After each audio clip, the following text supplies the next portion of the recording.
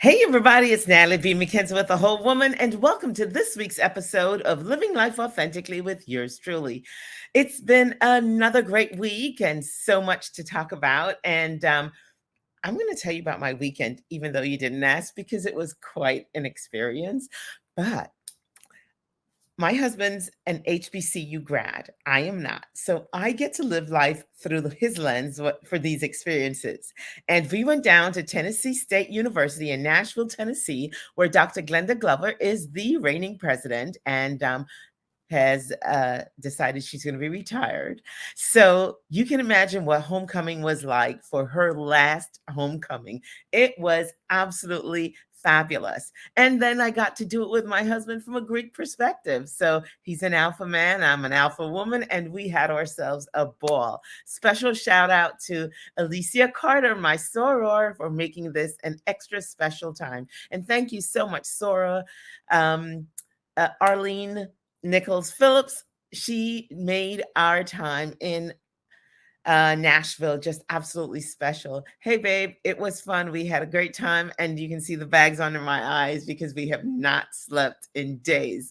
Back to regular order. You're watching Living Life Authentically, and I'm Natalie B. McKenzie, brought to you courtesy of Diageo North America. This fall season is brought to you by Diageo. Of course, remember, Drink IQ is an integral part of this because we want you to drink responsibly.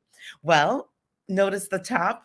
I'm loving it. It's fabulous. Wait till you see the full outfit because once again, it's courtesy of Hope Wade Designs. Thank you so much, Hope, for all that you do, all you have been giving. You were one of the featured designers this weekend at the Alpha Kappa Alpha Sorority Incorporated, Iota Epsilon Omega Chapters Fashion Bizarre, and you nailed it. I heard all about it and loved the photos. So welcome everyone to this week's episode of Living Life Authentically. Again, I'm Natalie B. McKenzie, and I have an amazing, dynamic, all around superwoman to introduce to you. She is a licensed social worker and more than that, so much more. She is the outreach and referral coordinator at Lighthouse Guild. She previously served as social work manager for Lighthouse Guild's continuing day treatment program and has served on the board of New York State Society for Clinical Social Work chapter. She initiated and developed the Society's online listserv, 2,000 plus clinical social worker. So she's an activist in the space. She's an amazing service provider. She brings extensive experience as a licensed clinical social worker on an inpatient psychiatric unit, inpatient mental health clinics, and in schools, private practice to her connection with blindness and to services and information they need, both at the Lighthouse Guild and beyond. Her name, ladies and gentlemen, is Lisa Beth Miller. Help me welcome today's guest. Hi, Natalie. This is great. So wonderful to meet you. Well, it's such an absolute pleasure. Thank you for joining us. And I love your hair, by the way. White, it's It's the just truth. perfect. It's absolutely perfect. Thank you for joining us, Lisa. And, we've been talking a lot about mental health this month. We've been talking about people in situations of abuse and just crises in general. We really like to keep a spotlight on that. Last month, we talked about suicide, and I'm just really happy that you can join us, especially at a time when there's so many different things coming at us in our society. We have grief happening in Israel. We have the war still going on in Ukraine, and we just have such tension right here at home among one another. So being able to talk with someone like yourself is always such a blessing.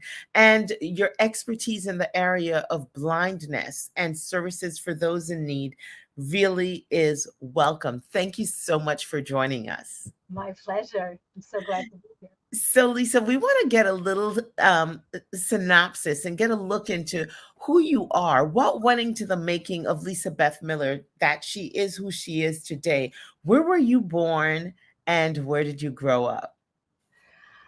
Well, thank you for having me. I was born in New York City Hospital, And I had my first 4 years in Pominock by Casino Boulevard. I went to one kindergarten year of PS201. And I remember from that time, my family went to the World's Fair. And the one story my family kept telling about me was when I was driving, driving, whatever that means. You're on the wheels, you're in a cart. And my father reached over to like make sure all of us didn't fall off the track. And I yelled out, "Don't touch the wheel, I'm driving." And I must have been like 4. So I don't think much has changed since then. I feel like that really speaks to my great determination to have some sense of agency. And with that, I've been trying to develop a way of helping other people also have a sense of agency, as I feel like it's the key to kind of enlivening all of us, is to have a sense of what can I do now? Wow. And that was at 4 years old. Yeah, 4.5, something like that. That's quite very clear. Your personality was alive and well, and you were very sure on the direction in which you were going to go. Tell us a little bit about being a young woman in school. Were you more creative, studious? Were you the girl who was friends with everyone, or were you the one seeking out the one sitting off to the corner? I think I was very sort of spiritually tuned in to try to help put other people at ease. So I thought of myself as friends with people in all the cliques. I mostly was in the theater, but I was friends with the musicians because I sang in the chorus, and I even liked some of the cheerleaders.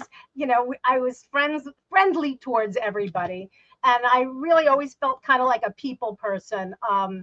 And just found myself just wanting to be part of things with other people. And I found a lot of sort of companionship in the theater crowd, where I could sing and do a monologue that I was terrified to do. Everybody was laughing because I was terrified talking about my room, right?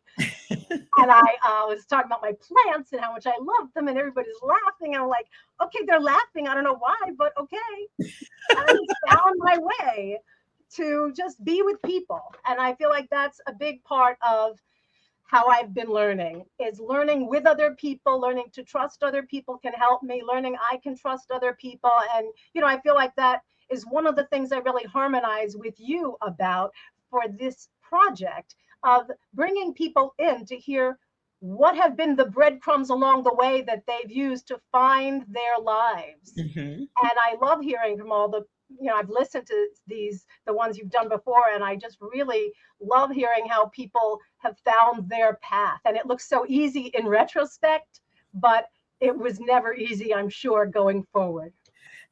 Just like you said, while you were standing there doing that monologue that everyone thought was so funny, you were absolutely petrified. And so as you're walking through each step of the way, it's not usually as effortless as it seems to those looking in, because especially if you're gregarious and outgoing, people think you fear nothing. Little do they know. Right. Like, we have our own fears, we have our own things that cause us to pause and go, oh, I'm not so sure I can do this. So Lisa Marie, tell me about Lisa Beth. Lisa Marie, wow. Lisa Beth, tell me a little bit about that young woman who was theatrically inclined in high school. Where did you go off to study? What did you choose to study? Because this is an interesting journey. I'm listening to you. How did you get to social work, and how long have you been in this field? Mm-hmm. So I went to SUNY Binghamton, and I fell into doing what I thought I could do. I liked the movement classes. I liked the singing classes. I liked being in plays, and I had a great time. And I was in the theater department. And then I took whatever that was and came to the city, because that was kind of all I knew I wanted to do, was come to the city. And slowly, I don't know, I was walking down the street, and this guy said, "Hey, you want to be in my play?" And that was like the beginning of being in plays. So, okay, it's like there's a lot of opportunity in the city. You don't know where it's going to come. And it turned out to be a very interesting opportunity to make new friends and network and start the first chapter of something other than waitressing. No, wait a minute. You're literally walking down the street and a random person says, "Hey, do you want to be in my play?" Yes, I worked at the saloon where they had people on roller skates. I didn't quite do roller skates. I did it once, and that was it, because it was too dangerous. But walking home, I lived on the Upper West Side, and I was just wearing my cute little red skirt. I was kind of cute in my 20s, and I was flaring my flare and my flary skirt, and I just like was happy and walking. And he said, "You just look like my Gina. Will you be my Gina?" I was like, "What?" But yes, start a conversation, you finish the conversation, and he didn't seem totally insane. So I thought, let me try. This is awesome. Okay, so you get into acting. You do this play. Tell us about that phase of your life. So I did some plays. I did a little bit, teeny bit of TV. I did. I was part of the founding members of a company called Naked Angels. So it was really a group of friends and friends of friends that were coming together to have some kind of home base. And that company's continued to be around for 35 years, though, my active involvement has been more sporadic lately. Sadly, we come together more often to mourn the losses of friends that have passed. So, it's been many, many years. So things do change. But after that time, I was able to realize that I wanted to spend some time developing other aspects of my human condition. I was reading psychology and self-study books and philosophy, and I felt really drawn to cultivating a verbal awareness of things that mattered to me and my development. And that led me on a different path, and that led me to take a class at social work school at NYU and see if I could do it, because I was kind of like, I don't know what I did in college, but it seemed like my teachers liked me, and that's why they gave me good grades. That was what I thought. But, it turns out it wasn't too bad. I could put some words together, and I got better along the way. And so I got my master's in social work, and I was, anxious and worried and didn't want to harm anybody by my ignorance. And, it was a lot of training and learning. And I found people to help me with groups and with the Society of Social Workers. I mean, I'm definitely oriented towards groups. And so the New York State Society for Clinical Social Work was a wonderful organization I'm still part of. And they train us to become who we need to be in terms of not harming other people and being responsible. So that was 28 years ago. And since then, I've been fortunate enough to do a lot of interesting things. I was working in clinic, I was working in schools. I then went on and worked inpatient adult psychiatry unit doing discharge planning to make sure people were safe when they left after having an episode of either psychosis or suicidality or not too much homicidality, but that existed too. One fortunate moment, I escaped someone throwing a chair at my head that had been psychotic on the unit. So I count myself so lucky that I had my comfortable running shoes on, and I soared down the hallway and ran into a patient room. So it's very adventurous to be on a psych unit. Wow. So let's talk a little bit about your accreditation. I wanted to ask you about what does that mean? LCSW -R BCD. For those of us who don't understand the level of training and accreditation that goes with doing the work that you do. Okay, so licensed clinical social worker with R licensing privileges, meaning there's been 6 years of supervised clinical practice so that you meet a certain level of competence in order to be able to be allowed in New York State to accept insurance. So that was the first part of it. It's sort of a hoop that one needs to jump through in order to be able to accept insurance, which is kind of any clinical worker wants to be able to do that. And then BCD means board certified diplomate. And that's an indication of an organization that deciding that you had made a contribution enough to that organization that warranted special recognition as a diplomate. And so the contribution I made was to initiate and develop a 2,000 member listserv for starting with the Met chapter and also the other chapters that I did in collaboration with Robert Berger and an amazing committee of volunteers that really wanted to make sure it worked. And it was really something we spent a lot of time on, coming up with guidelines, coming up with moderating people to make sure they knew how to relate to one another. This is when listservs were not really the norm. And I think it's interesting to say how it began, which was before we even went to Google Groups. I personally, with this great determination, went to every single committee meeting and gathered people's email addresses, up to almost 600 names. Wow. I was like determined to get a communication to everybody. And that was the start. And then we had to input all that. It was fun. That's amazing. So not only are you serving your clients and those patients, but you're also serving within the organization to ensure there's collaboration and communication among your colleagues. Let's talk a little bit about the Lighthouse Guild. What is the Lighthouse Guild and what are the services rendered there? The Lighthouse Guild is a nonprofit organization that is dedicated to helping people, inspiring people with vision impairment to attain their goals. That's the mission statement. And it's really, I have to say, it's been such a joyful development for me to be able to speak to people when they come to the organization. And in this new role, well, not so new, but in this role of outreach and referral coordinator, people call in, people from all over the organization refer people to call me and give me their numbers to speak to people that have perhaps just lost their vision or haven't gotten any help about losing their vision or have multiple issues about vision. They can even be totally blind. So people don't know what to do next.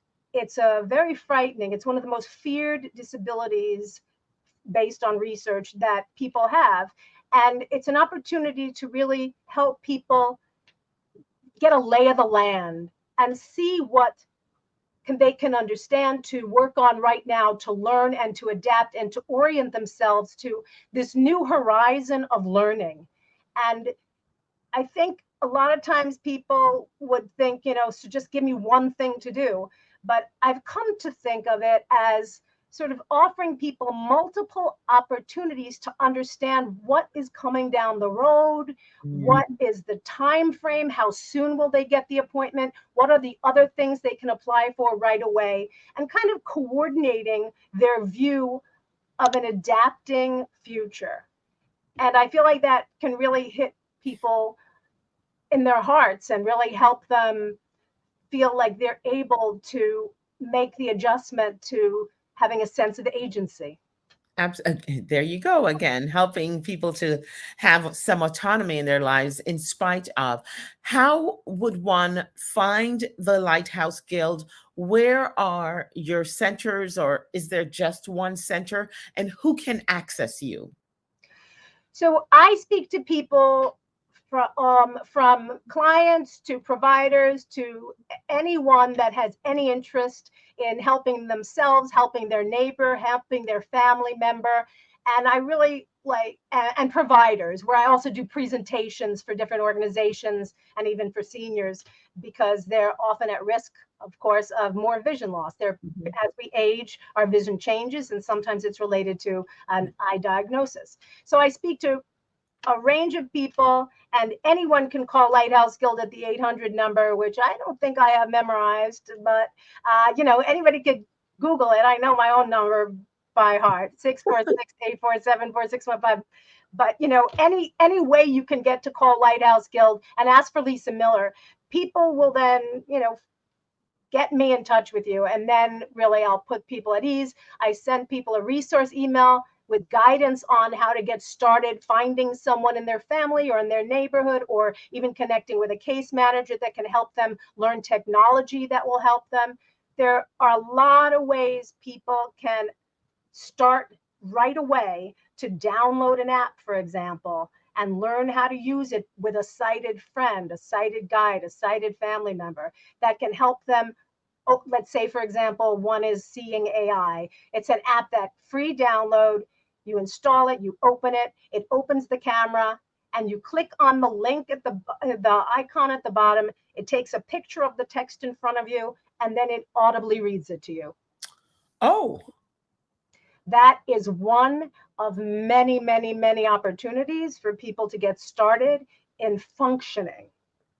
and are the services of the Lighthouse Guild limited to any particular people? I noticed at the top we mentioned that it was the Jewish Lighthouse Guild.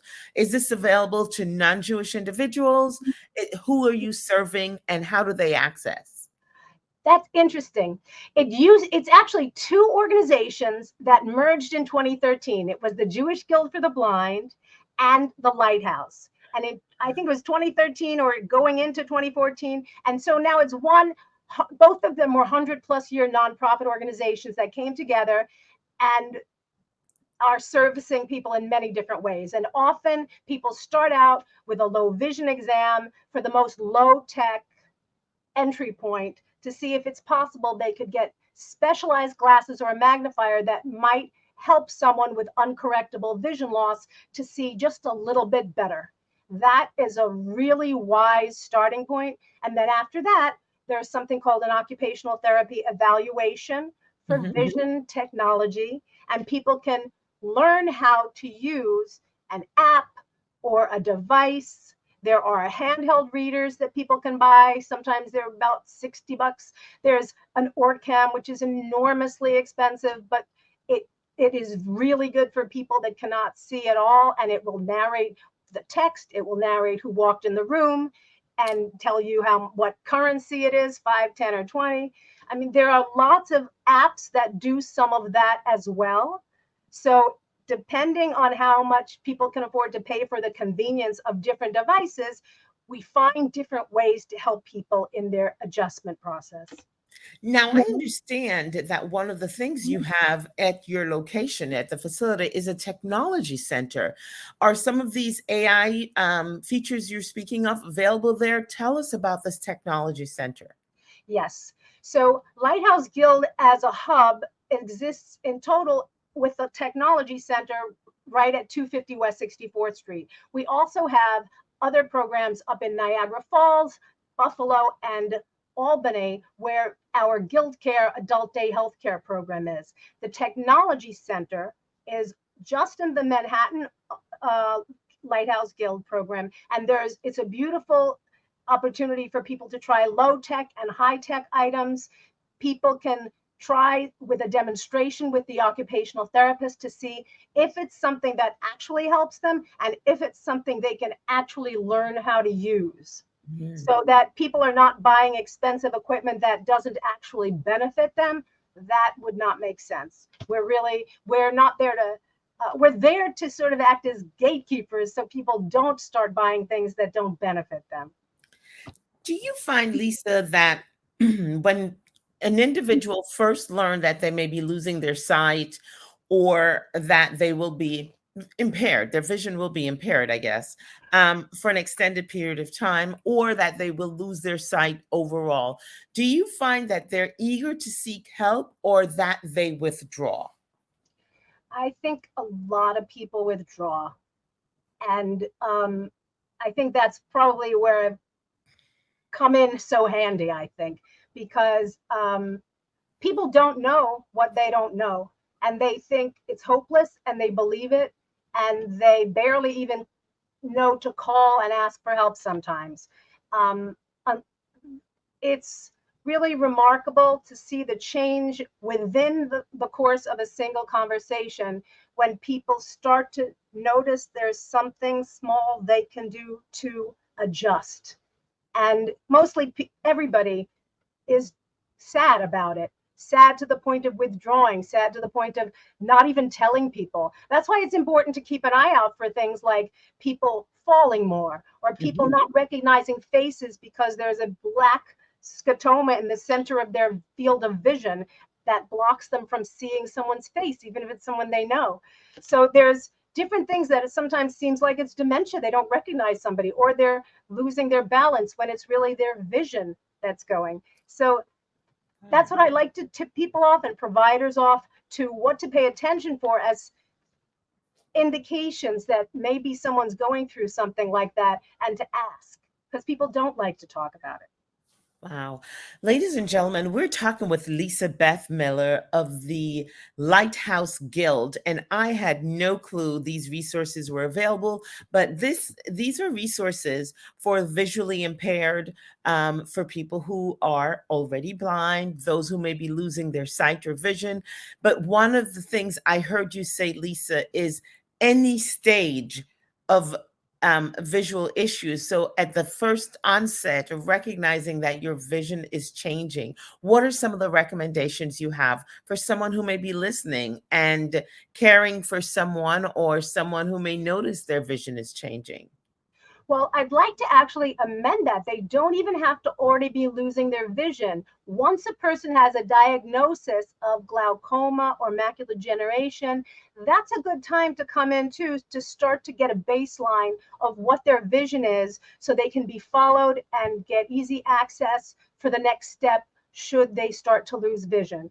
So the first step is generally a low vision exam, to speak with a low vision optometrist. The big question people have is, does that mean I have to give up my ophthalmologist? No, no, no, no, no. No one stops seeing their ophthalmologist. It's an important distinction. And an ophthalmologist is a person that does the medical treatment of the eyes, and an optometrist prescribes glasses. A low vision optometrist is specially trained to prescribe glasses and magnifiers to people that have uncorrectable vision losses. So they are especially able to assist people in getting at least a little bit more vision.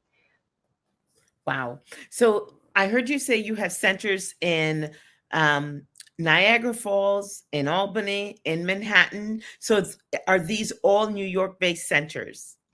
Yes, there are organizations in different states that have the Lane Lighthouse, and some of them are religious and some of them are site organizations, and they're not connected specifically with us. But I will tell you that if anybody calls me from a different state or a different country, I give them a little bit of an pointing them in the right direction, because there's so much that you learn about the systems for helping people get started on the path of recovering their hope.